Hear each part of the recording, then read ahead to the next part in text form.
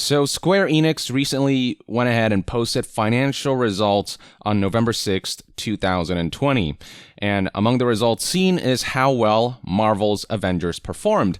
And perhaps it should come as little surprise that it actually didn't do very well.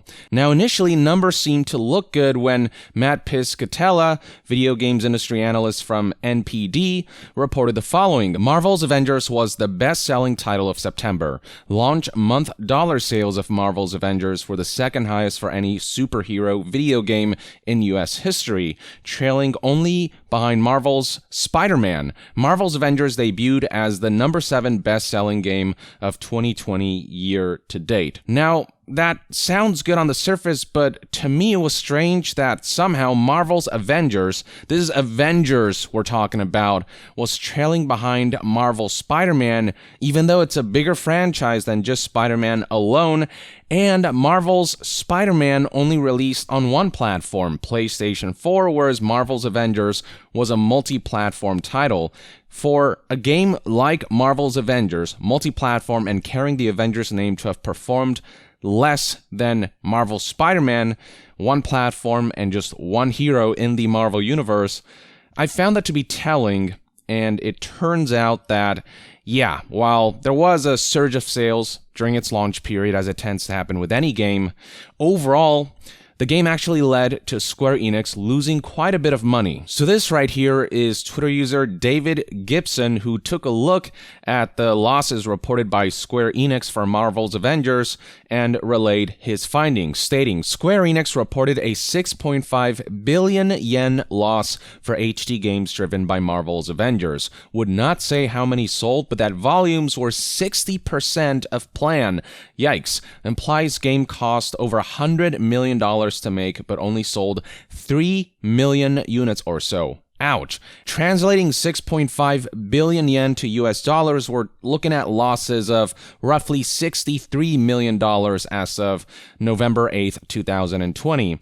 Now, others are saying that losses were actually around 5 billion yen, and so the losses might actually be lower at $48 million. I'm not sure if this is more correct or if this is more correct.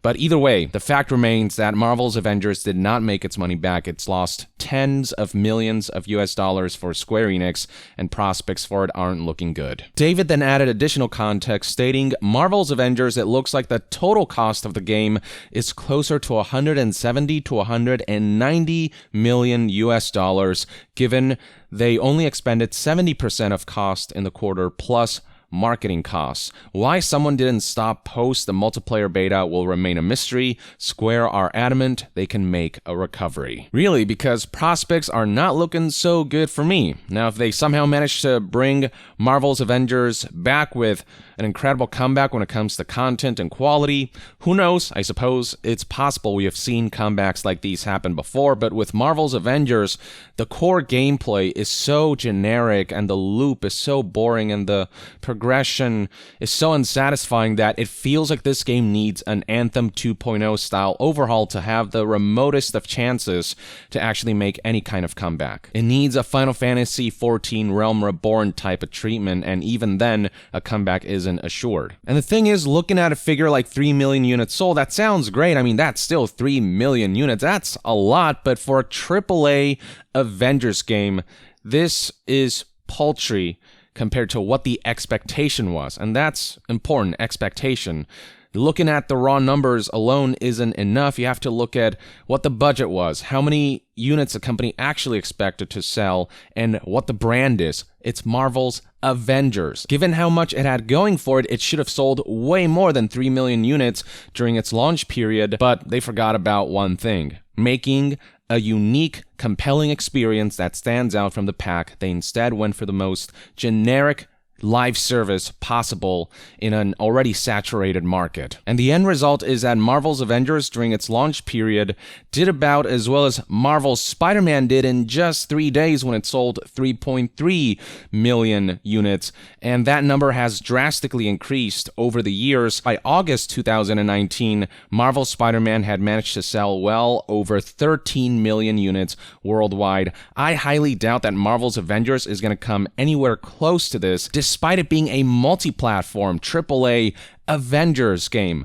Why? Because at the end of the day, quality matters. Marvel's Spider-Man is a uniquely compelling experience because of how well they pulled off the feel of being Spider-Man. Word spread about how incredible that experience is, and that game continued to steadily sell. Marvel's Avengers, on the other hand, word is spreading about how this game is starting to die, the player base is dwindling, the experience is generic and boring and sort of mind-numbing, there's no new consistent content coming out. That's the word that's spreading right now. It's all negative, and so the sales are eventually going to flatten out, and in fact, they already seem to be doing so. And the thing is, people assuming that Marvel's Avengers is dying are not wrong. Just last month, on October 9th, 2020, I published the following video in which I showed you Steam charts for Marvel's Avengers that didn't show promising results, with 24-hour peaks of only less than 2,000, and at its lowest, the game was actually dipping well below the 1,000-player mark, and as reported by news outlet Forbes here, that actually led to matchmaking problems. There just weren't enough players for the game to sustain itself as a multiplayer live service, and the thing is, things have only gotten worse since. Back in October, Marvel's Avengers was only pulling in 1,500 to 2,000 players in 24 hours. That number has drastically decreased. If you look at Steam charts right now, you can see that playing an hour ago, only 500 players, and the 24-hour peak was at 700 players. This is nowhere close to being enough to sustain Marvel's Avengers as a multiplayer live service title. Matchmaking issues must be worse than ever now, and the thing is, we're seeing similar reports on other platforms like PlayStation and Xbox, where the player base is dwindling and players are experiencing matchmaking issues. And that's going to create further impressions that the game is dying, and that's going to result in more people leaving, and that's going to continue. That's a vicious cycle that's not going to stop until Marvel's Avengers really turns things around, which I don't suspect will happen for a long time, and by then, it might be too little too late to salvage this. To give you an additional comparison point, I looked up Sekiro, a well-received single-player game, and how well that's doing on Steam right now.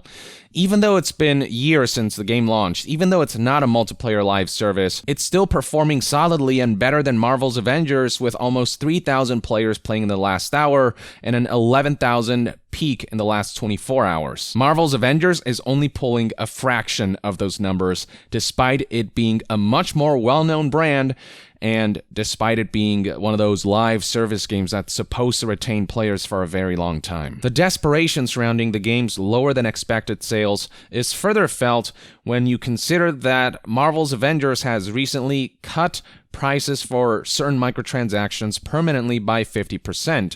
Initially, it was supposed to be a limited time discount, as it reads right here from this post, published on October 29th. We have decided to extend the 50% marketplace sale for the time being. We'll let you know ahead of time when it will end. Please reboot to see the extension reflected. Fast forward to November 2nd, and it was announced that those price cuts would be permanent. What this tells me is that they're not generating enough microtransaction sales to keep the game profitable or to maintain this live service, especially with droves of players leaving with the lack of updates and a lack of roadmap and a lack of compelling content. I mean, the microtransactions themselves, the cosmetics that they're selling, they're not all that great, but the fact that players are leaving in droves further exacerbates this issue. The Marvel's Avengers development team have tried to present an optimistic outlook by making empty promises like we're listening, or making empty statements like we're confident that we'll see PC players, as well as those on Xbox One and PlayStation 4, return to the game as we add exciting new late-game content and demonstrate that we continue to be focused on improving the game, but the less than ideal sales, the diminishing player base, and the fact that substantial content like Kate Bishop and Hawkeye and all of the extra missions that were supposed to come with that and the additional story content, the fact that all of that has been delayed and there's no clear roadmap and there's a lapse in communication, none of that helps us buy into their optimistic outlook.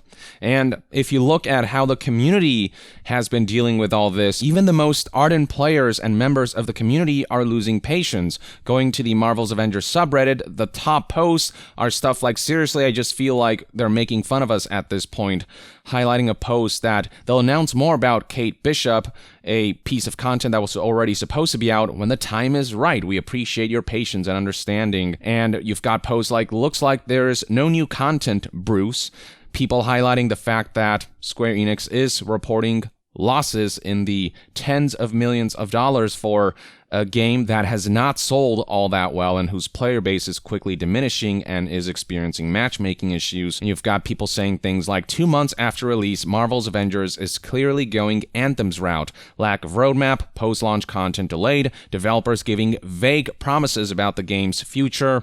I could not agree more. All signs of another Anthem-like release are here, unfortunately, and it's a damn shame that Square Enix took a franchise like Avengers and squandered the promise of an Avengers video game by creating the most generic and monetization-driven experience possible, rather than finding the mold that would best fit an experience like Avengers. And now they're facing the consequences. They need to understand that players' times are limited, and players are going to favor the video games that offer the most compelling experience, and Marvel's Avengers ain't that.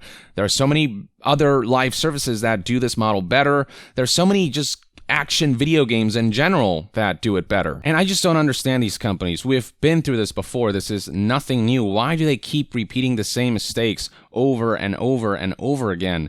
It's like the pursuit for recurrently monetizable live services and the revenue that can generate, like that has blinded them to the realities of the fact that you need players to sustain a video game like this. And if you can't convince the players that this is going to be a strong, compelling, long-term video game, they're not going to stay for long, especially if what initially launches is unpolished, incomplete, lifeless, and does not show signs that the publisher and or developers are willing to respect the money and time of the players. I suppose only time will tell if Marvel's Avengers can make a comeback akin to Realm Reborn or No Man's Sky or Rainbow Six Siege. But the fact that I have to keep asking this question for all of these different live services, can it make a comeback? Why can it just not launch in a state where it doesn't need a comeback at all, where it starts at the starting line and you can build upon from there? It's just, I don't know when these game companies will learn that rushing a product out in an incomplete and unpolished state, and on top of that, just on a conceptual level, creating the same thing everyone else is doing in an already saturated market for the sole purpose of recurrent monetization rather than fully designing a game around what fits best for an IP and around fun. It's just, I don't know how many times you have to go through the same cycle before game companies will stop making the same mistake over and over and over again. But this is where we're at, folks. Let me know in the comments below what your thoughts and opinions are on the current state of Marvel's Avengers, and to be further updated on all things gaming news, reviews, and discussions, stay tuned right here on Young Yeah. I'll see you guys next time. Young out.